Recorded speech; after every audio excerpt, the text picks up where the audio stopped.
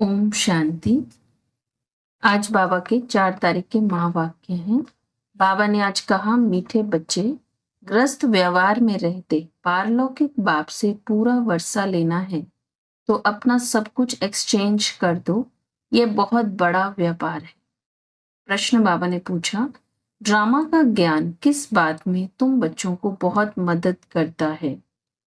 उत्तर में बाबा ने कहा, जब शरीर की कोई बीमारी आती है तो ड्रामा का ज्ञान बहुत मदद करता है, क्योंकि तुम जानते हो यह ड्रामा हूबहू रिपीट होता है।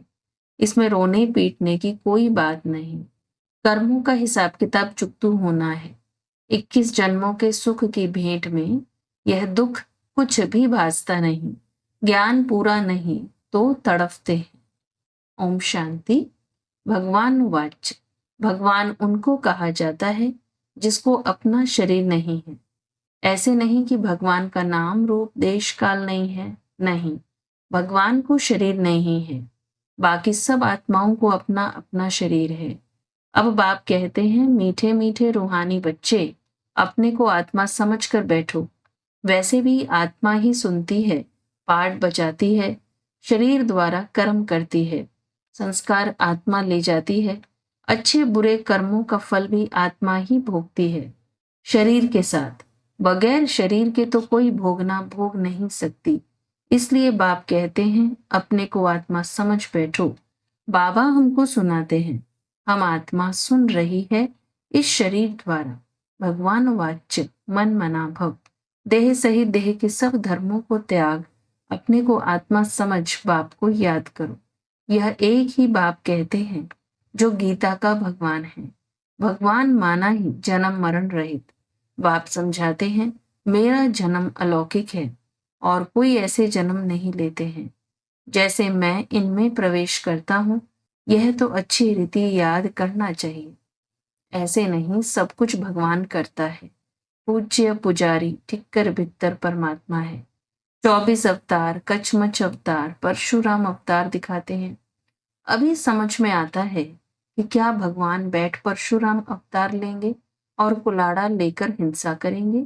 यह रोंग है। जैसे परमात्मा को सर्वव्यापी कह दिया है, ऐसे कल्प की आयु लाखों वर्ष लिख दी है। इसको कहा जाता है घोर अंधियारा, अर्थात ज्ञान नहीं है। ज्ञान से होता है सोजरा। अब अज्ञान का घोर अंधियारा है।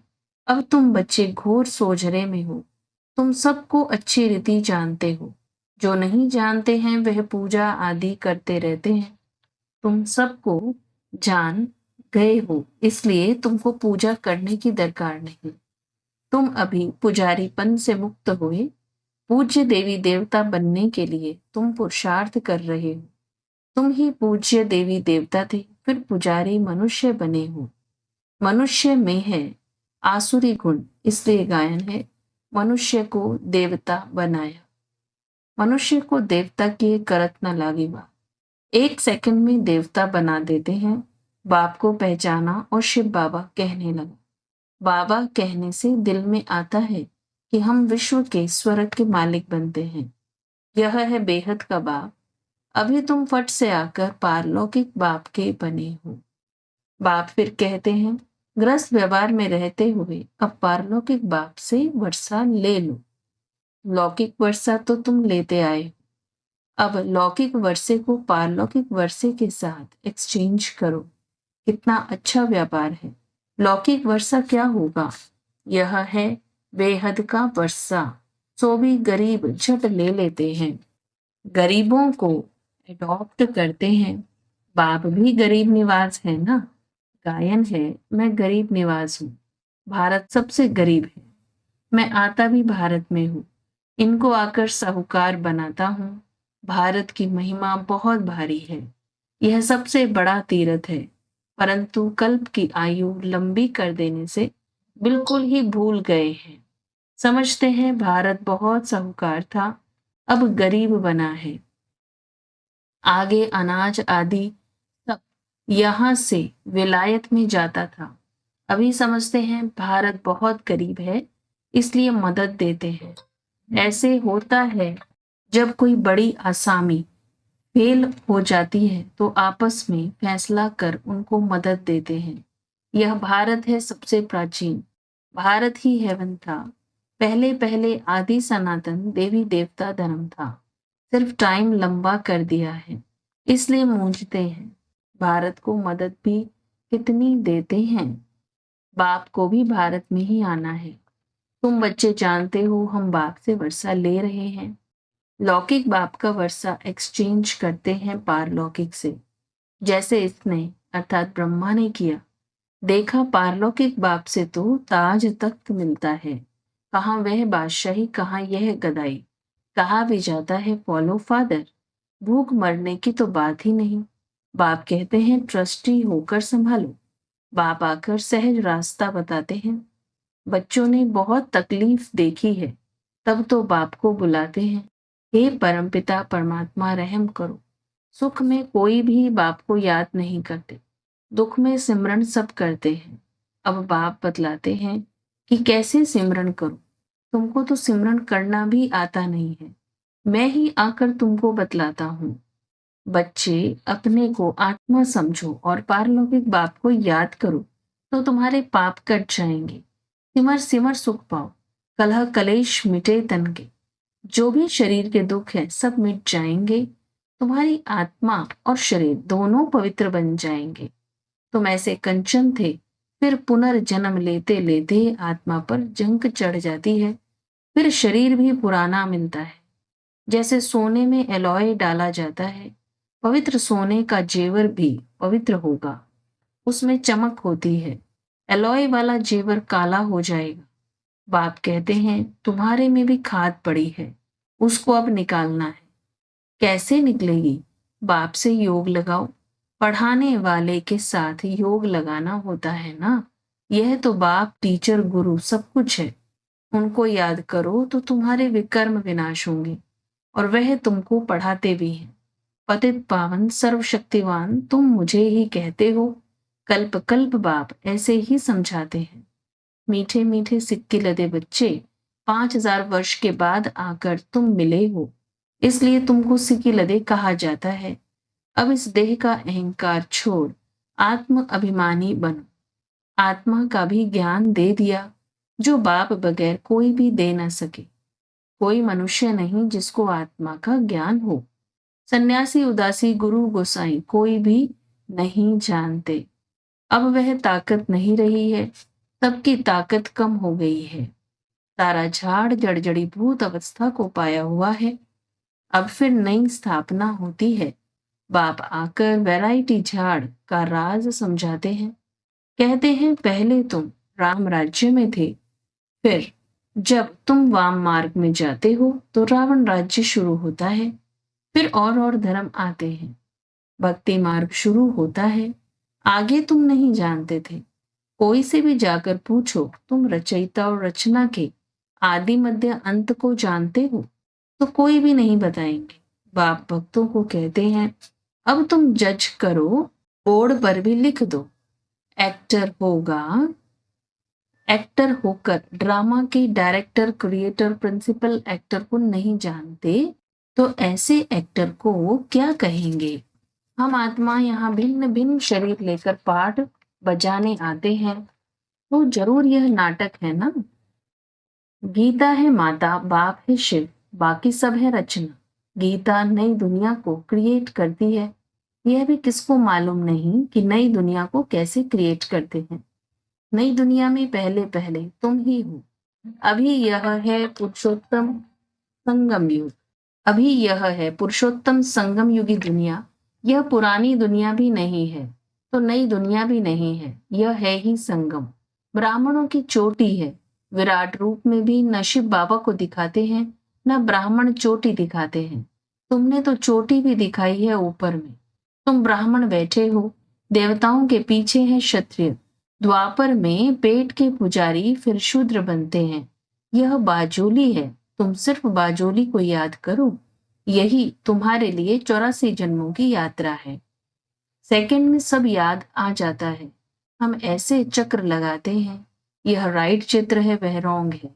बाप बगैर राइट चित्र कोई बनवा न सके। इनके द्वारा बाप समझाते हैं। तुम ऐसे ऐसे बाजोली खेलते हो। सेकंड में तुम्हारी यात्रा होती है। कोई तकलीफ की बात नहीं।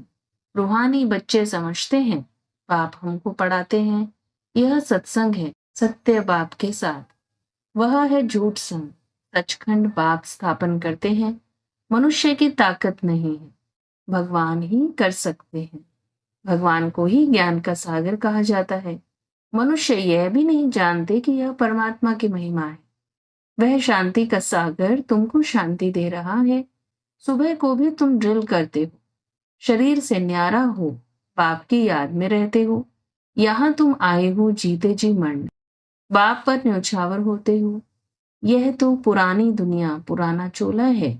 इनसे जैसे नफरत आती है, इनको छोड़ कर जाएं। कुछ भी याद ना आए, सब कुछ भुला हुआ हो। तुम कहते भी हो भगवान ने सब कुछ दिया है, तो अब उनको दे दो। भगवान फिर तुमको कहते हैं तुम ट्रस्टी बनो। भगवान ट्रस्टी नहीं बनेगा, ट्रस्टी तुम बनते हो। फिर पाप तो करेंगे नहीं। आगे पाप आत्माओं से लेन देन होती आई है। अब संगम युग पर तुम्हारी पाप आत्माओं से लेन देन नहीं है। पाप आत्माओं को दान पुण्य तो पाप सिर पर चढ़ जाएगा। करते हो ईश्वर अर्थ और देते हो पाप आत्मा को। बाप कुछ लेते थोड़े ही हैं। बाप कहेंगे जाकर सेंटर खोलो तो बहुतों का कल्याण होगा। बाप समझाते हैं जो कुछ होता है वो बहु ड्रामानुसार रिपीट होता ही रहता है। फिर इसमें रोने पीटने दुख करने की बात ही नहीं। कर्मों का हिसाब किताब चुकतू होना तो अच्छा ही है। वैद लोग कहते हैं बीमारी सारी उथल खाएगी। बाप भी कहते हैं रहा हुआ हिसाब किताब चुकतू करना है, या तो योग से या फिर सजाओं से चुकतू करना पड़े। सजाएं तो बहुत कड़ी हैं, उनसे बीमारी आदि में चुकतू होता तो बहुत अच्छा है। वह दुख 21 जन्मों के सुख की भेंट में भासता नहीं है, क्योंकि सुख बहुत है, ज्ञान पूरा नहीं है तो बीमारी में तड़फते रहते हैं। बीमार पड़ते हैं तो भगवान को बहुत याद करते हैं, वह भी अच्छा है। एक को ही याद करना है, वह भी समझाते रहते हैं। वो लोग गुरुओं को याद करते हैं। अनेक गुरु हैं, एक सतगुरु को तो तुम ही जानते हो, वह ऑल माइटी अथॉरिटी है। बाप कहते हैं मैं इन वेदों ग्रंथों आदि को जानता हूँ। यह भक्ति की सामग्री है, इनसे कोई मुझे प्राप्त नहीं करता है। बाप आते हैं पाप आत्माओं की दुनिया में। यहाँ पुण्य आत्मा कहाँ से आई? जिसने पूरे 84 जन्म लिए हैं उनके शरीर में आता हूँ। सबसे पहले यह सुनते हैं। बाबा कहते हैं यहाँ तुम्हारी याद की यात्रा अच्छी होती है। यहाँ भल तूफान भी आएंगे, परंतु बाप समझाते रहते हैं कि अपने को आत्मा समझ बाप को याद करो। कल्प पहले भी तुमने ऐसे ही ज्ञान सुना था। दिन प्रतिदिन तुम सुनते रहते हो। राजधानी स्थापन होती रहती है, पुरानी दुनिया का विनाश भी होना ही है। अच्छा, मीठे मीठे सिक्के लदे बच्चों प्रति माता पिता बाप दादा का याद प्यार और गुड मॉर्निंग। रूहानी बाप की रूहानी बच्चों को नमस्ते। हम रूहानी बच्चों की रूहानी बाप दादा को याद प्यार गुड मॉर्निंग, नमस्ते नमस्ते नमस्ते जी। धारणा के लिए मुख्य सार है सवेरे सवेरे उठ शरीर से न्यारा होने की ड्रिल करनी है। पुरानी दुनिया पुराना चोला कुछ भी याद ना आए, सब कुछ भूला हुआ हो। संगम युग पर पाप आत्माओं से लेन देन नहीं करनी है। कर्मों का हिसाब किताब खुशी खुशी से चुकतू करना है। रोना पीटना नहीं है। सब कुछ बाप पर न्यौछावर कर फिर ट्रस्टी बन संभालना है। वरदान है महसूसता की शक्ति द्वारा स्व परिवर्तन करने वाले तीव्र पुरुषार्थी भव। कोई भी परिवर्तन का सहज आधार महसूसता की शक्ति है। जब तक महसूसता की शक्ति नहीं आती तब तक अनुभूति नहीं होती, और जब तक अनुभूति नहीं तब तक ब्राह्मण जीवन की विशेषता का फाउंडेशन मजबूत नहीं, उमंग उत्साह की चाल नहीं। जब महसूसता की शक्ति हर बात का अनुभवी बनाती है तब तीव्र पुरुषार्थी बन जाते हो। महसूसता की शक्ति सदाकाल के लिए सहज परिवर्तन करा देती है। स्लोगन है स्नेह के स्वरूप को साकार में इमर्ज कर ब्रह्मा बाप समान बनो। आज का अव्यक्त इशारा है, जैसे बाप के संस्कार सदा उदारचित, कल्याणकारी, निस्वार्थ, रहमदिल, परोपकार आदि हैं, ऐसे आप बच्चों के भी संस्कार हो। सदा आपस में एक मत, स्नेही, सहयोगी बन संस्कार मिलन करना, यही महानता है। संस्कारों का टक्कर ना हो, लेकिन सदा संस्कार मिलन की रास करते रहो। संस्कारों को मिलाना अर्थात संपूर्णता को और समय को समीप लाना। अच्छा, ओम शांति।